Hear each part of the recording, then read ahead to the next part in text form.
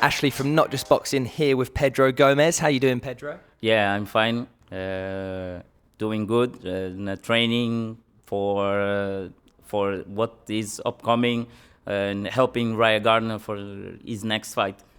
So Ryan's brought you over from Portugal. He fought you back in 2021. He's obviously got a very big fight against a good opponent, Archie Sharp. How's the camp been with him? Yeah, the camp just started. We started kicking off last week, and it is going very well.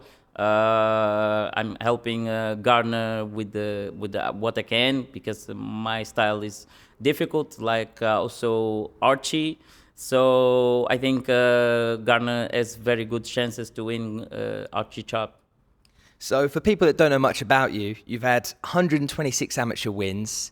You came off a bad decision in the Olympic qualifiers, and you've also been a sparring partner for Charlie Edwards. Yeah. A lot of people don't know me very well because I came from Angola in the national team, but I grew up in Portugal, and because in Africa there is not so much mainstream media, and but in Africa I was being a very good fighter in my category. I was awarded multiple times best athletes in tournament. I have African bronze medalist, and right now I went to the Olympic qualifying in Italy with one of the tournaments with more athletes participating, 662 athletes, and I went down in semifinals against China's, which was a very clear bad decision. And yeah, that's it. I'm already used it because in Africa I also was like this in amateur tournaments, and so it didn't affect me much. But we keep going. I'm a pro boxer, and it's where I focus. I'm more focused on the moment. So Wayne said as well, there's been a lot out of the gym that has happened with you, and it's problem after problem, and you've really struggled to find your feet in the professional game too. What keeps you motivated to stick to the sport? This is I have a very complicated story, the back and forths, like back in when I started the pro boxing career in 2018, then in 2019, 2020 I had a contract with Dennis Hobson Promotions. Then they didn't give me any fight, so obviously I was without fighting, inactive. Then they offered me, after 1 year of inactivity, the fight against Garner. I didn't know at the time if the fight was dangerous or not. Then after the fight, I saw it was a very matched contest, very difficult contest also for me. I think even also for Garner, and people were they were shocked because they didn't know me from anywhere. And then after that, I also entered in inactivity because anybody would wish to fight me, and didn't have any people behind me that would give me fights or offer me good fights at the time. And so I stayed inactive a very, very long period, and with troubles and back and forth, and that's it. And what keeps me going and sticking to the sport is that the fact that my father was also a boxer, professional boxer, and I entered to the boxing to by his bottom pass to substitute his career. So he passed me his footprints, and he also was a very resilient man. And I think I gained this resiliency from him, and the desire of achieving and accomplish what he never accomplished. It's what makes me keep going in sports and keep striving and keep working with conditions or with not conditions. I'm I will always give my best and keep in the sport of boxing until my end of ages of capability.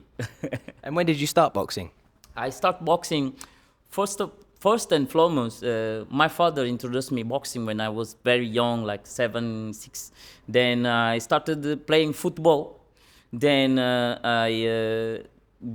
when I was obviously 15, 16 years old, 17, I left football, and then I started focusing on career of my father, where I was seeing some defeats, some unfair defeats for him, and the fact that he was not able to achieve what he should have achieved.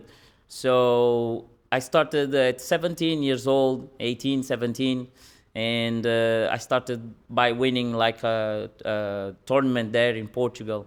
So it was when I started the boxing precisely.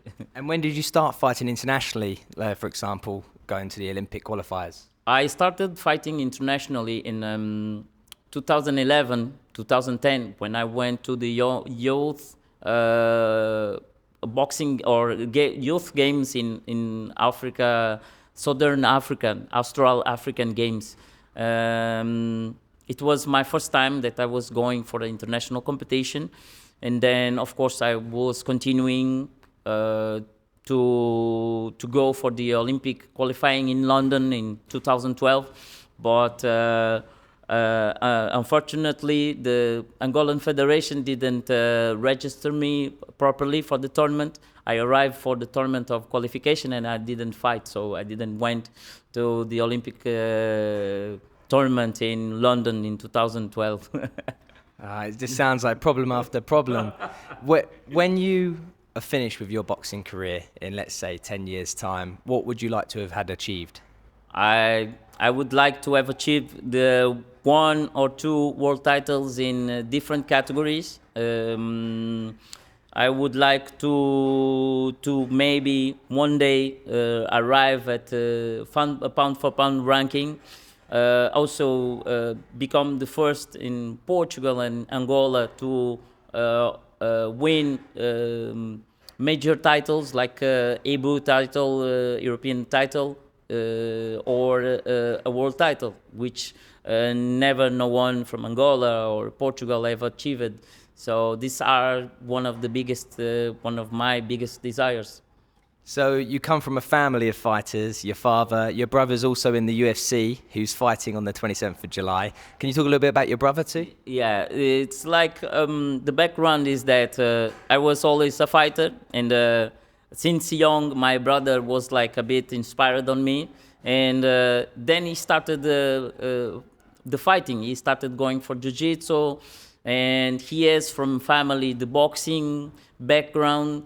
So he was starting on MMA, and he was winning a lot of tournaments there in Portugal. Obviously, then later he was called for a tournament in Japan, and he made a big uproar there in Japan. So then UFC, they wanted a fighter like him to mobilize more the flyweight category. So they contracted in me, and then they brought him to United States. And this because as boxing and MMA, boxing has different opportunities, and MMA also are different opportunities for you to come on boxing on top. It's like a little bit more difficult for you to achieve the top. On MMA, for other side, it's more easy. Don't depend much on your record. Depends on your will and the people that will see you and want to watch you. That's the good reason why my brother have achieved what he's achieving, and he's in a good path. He has a fight on 27th of July against other title contender Mokaev in Manchester.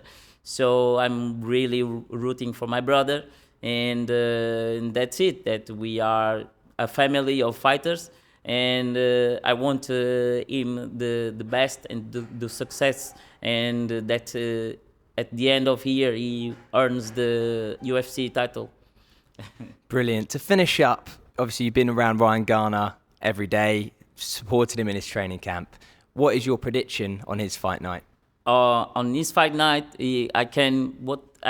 I have like more or less two predictions. I see that Garner can somehow break Archie chop, and or he can win by points decision, because Garner is very strong, and maybe Archie is not used to deal with a strong fighter like Garner. So, but it will be a slugfest. It will be a very strong fighter, a very strong fight. And yeah, what I predict is that Garner can break Archie chart. Yeah, it's what I predict.